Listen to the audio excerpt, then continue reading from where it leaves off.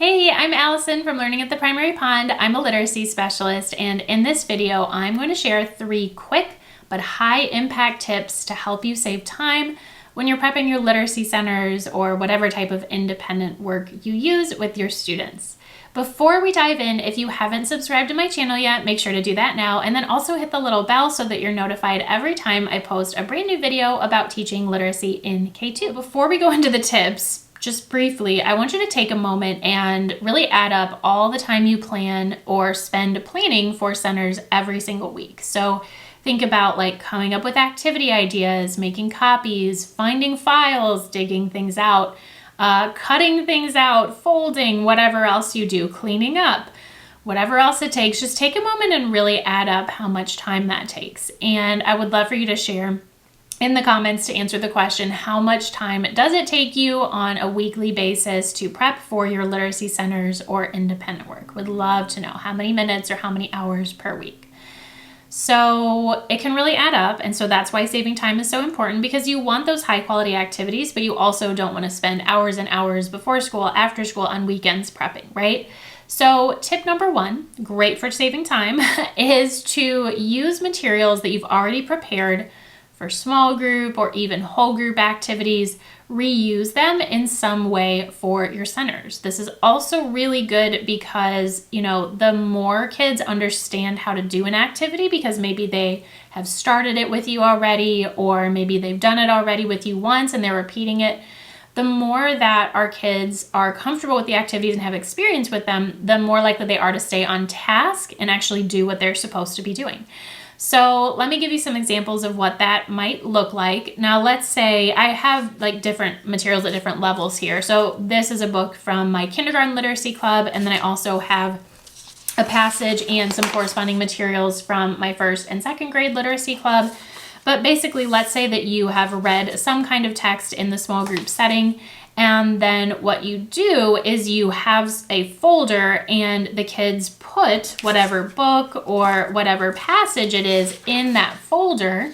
And then as a center or independent activity, they reread the passage or book. It could be they reread to themselves, to a stuffed animal, to a partner, however you want to do it. Rereading is extremely beneficial for building fluency, and you already would have had these texts anyway because you're doing them in small group.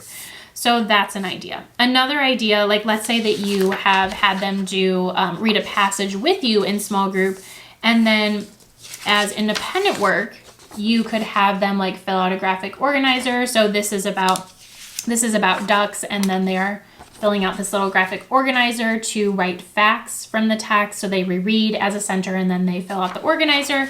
You could even have them, answer some questions about the text or do a little bit more writing.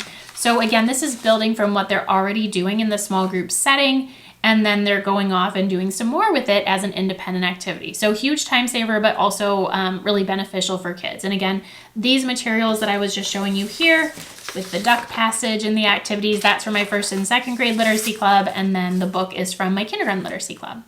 All right, tip number 2 is to consider batching your center prep in order to save time. Now, I know it's so easy to be in this rut where you're either planning on a weekly basis or a daily basis for centers, and you're kind of in this scramble, right? So sometimes this might seem a little bit challenging, but what I would encourage you to do is actually think about your centers in at least 2-week increments. So what are they going to be doing across 2 weeks as opposed to just 1 week at a time? You could even think about centers for a whole month or a unit. And when you think big picture, it allows you to see what skills am I, focusing on? Is there anything I'm missing? It allows you to academically match your center activities to what you're teaching in class, which is really important. But it's also a time saver, because if you sit down and you do the thinking, and maybe even you print the things and maybe even make some copies and cut things, that is actually quicker than sitting down like every couple of days or even every week to prep everything, because you think about like taking things out, you're just in the mindset of centers. I would encourage you to try batching. And so again, batching is just prepping and, getting everything ready for centers, maybe not just for 1 week, but maybe try 2 weeks. And then you could even build from there. And of course, will things come up and they'll change? Yeah, absolutely. But batching can be a huge time saver. All right, tip number 3. Tip number 3 is related to differentiation. If you feel like, I want to differentiate my centers, my kids need to be doing different things because they're on different levels, that's great. Can be very time consuming, as you probably already know.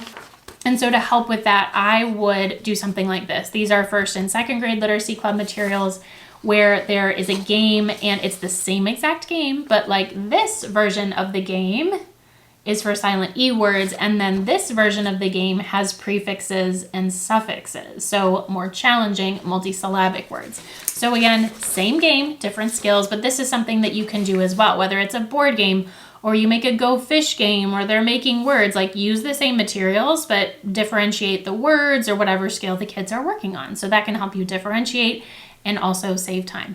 I hope these tips were helpful. If you'd like to learn more about my literacy clubs, the Kindergarten Literacy Club and 1st and 2nd grade Literacy Club, I will include links for you to check them out. This is a way, as a club member, for you to get centers materials that are done for you, that are differentiated, like these games, and being a member of the Literacy Club is a huge time saver, whether it's prepping for centers or small groups. So make sure to check out this link, the links that I'm going to leave for you. Thanks so much for watching. I hope this was helpful. Don't forget to hit the like button, subscribe, and I will see you in the next video.